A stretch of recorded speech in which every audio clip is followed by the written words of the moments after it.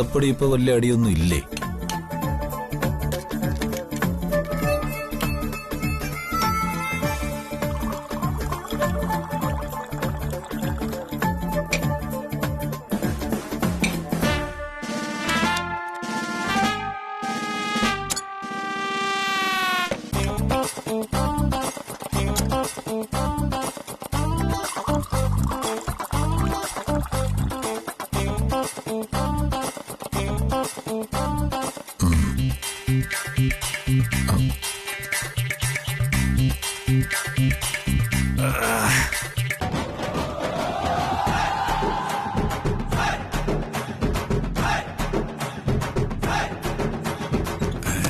Glass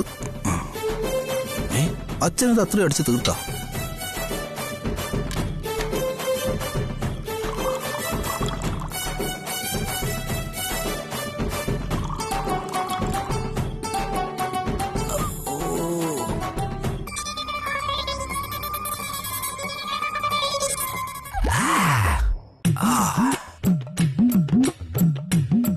ഇഷ്ടാ, എനിക്കവള് ഒരുപാട് ഇഷ്ടമാ.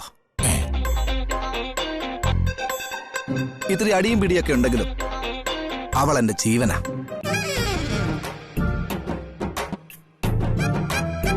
അവളെ പോലെ ഒരു പെണ്ണിനെ നീ സ്നേഹിക്കുന്നെന്ന് പറഞ്ഞാൽ വിശ്വസിക്കാൻ അല്പ പ്രയാസമാണ്. നീ വെറുതെ സൂചിപ്പിക്കാൻ വേണ്ടി പറയല്ലേ? അവളെ കാശ് കണ്ട് നീ എല്ലാം സഹിച്ച് അഡ്ജസ്റ്റ് ചെയ്യുന്നതാന്ന് എനിക്കറിയണം. അവളെ വെച്ച് വലിയ സ്വപ്നങ്ങളല്ലേ നീ മനസ്സിൽ കാണുന്നത്? കാനഡ തന്നാന്ന് എന്റെ മനസ്സിൽ. അതിന് കുറച്ച് ഇടിയും തൊടിയും അവളെ ഇന്ന് കൊണ്ടാലെന്താ? നിന്നെ കുറിച്ച് ഓർക്കുമ്പോ സഹതാപമല്ലാതെ വേറെ ഒന്നുമില്ലടാ. എന്തൊക്കെ പറഞ്ഞാലും നീ ഒരു തെണ്ടിയാണെങ്കിലും എന്റെ അനിയനായി പോയില്ലടാ.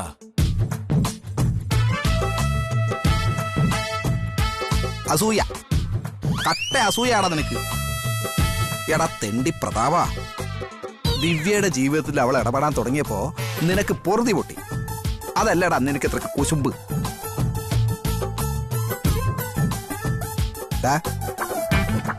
അച്ചുവിനെതിരെ എന്ത് കുത്തിത്തിരിപ്പുമായിട്ട് നീ വന്നാലും എന്റെ അടുത്തത് ചെലവാവില്ലടാ. നീ എന്റെ കല്യാണം മുടക്കാൻ ശ്രമിച്ചൊന്നും ഞാൻ മറന്നിട്ടില്ല കേട്ടാ. അത് നീ മറക്കാൻ പോകുന്നില്ലെന്ന് എനിക്ക് നന്നായിട്ട് അറിയാം.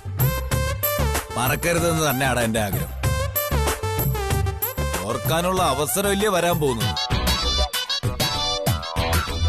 എടാ, നീ ഇത്രയൊക്കെ ചെയ്തിട്ടുണ്ടല്ലോ, അവക്ക് നിന്റെ അടുത്ത് ഒരു പിണക്കോ ഒരു നീരസോ ഒന്നുമില്ല.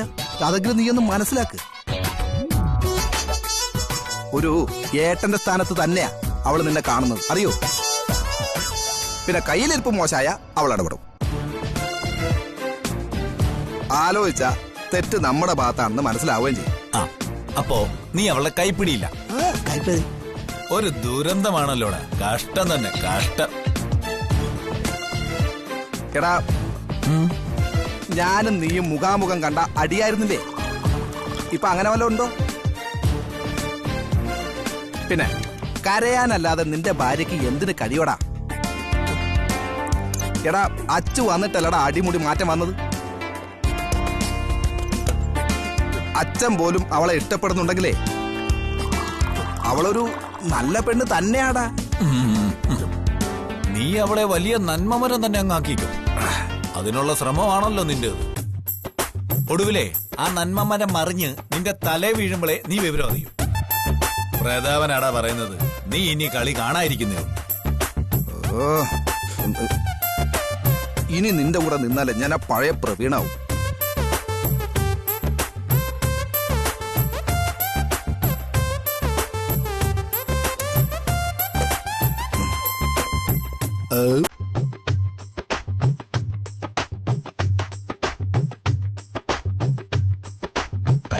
അതെന്തി പോയോ? ഒന്നുകൂടെ ഇരിക്കാം.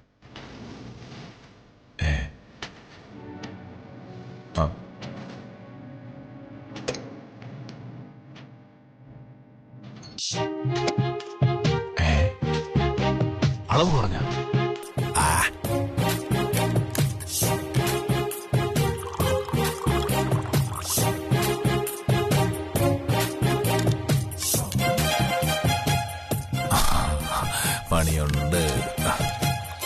അച്ഛനുള്ളത് അതെ.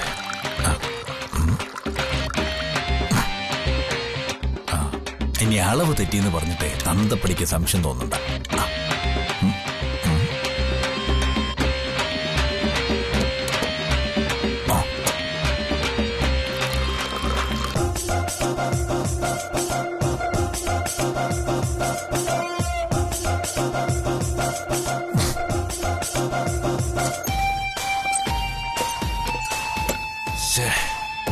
അവളെ തിരിച്ചറിയുന്ന ആരെങ്കിലും ഈ വീട്ടിലോട്ടൊന്ന് കൊണ്ടുവരണം. നന്മമരം എന്താണെന്നൊന്ന് കാണിച്ചു കൊടുക്കണം. എന്നും ഇങ്ങനെ ഒളിച്ചു നടിക്കേണ്ടി വരുമോ?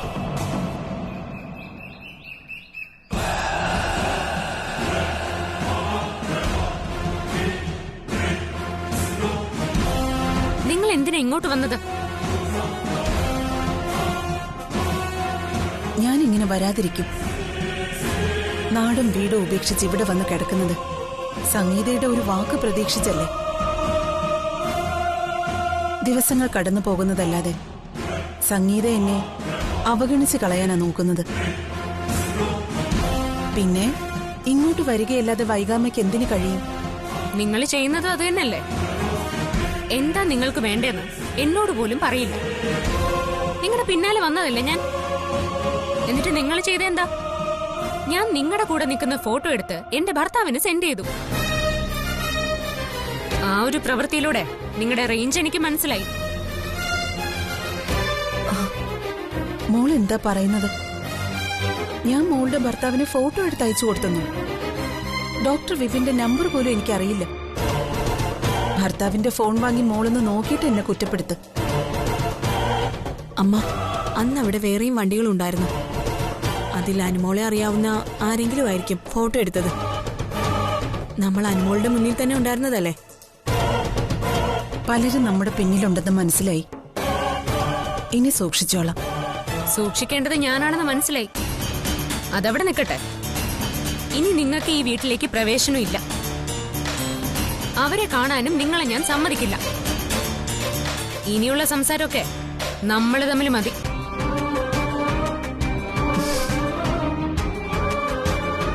അത് മോളോട് വൈകാമയ്ക്ക് പറയാൻ പറ്റുന്ന കാര്യമല്ലല്ലോ. അന്ന് മോള് തീരെ കുഞ്ഞായിരുന്നു.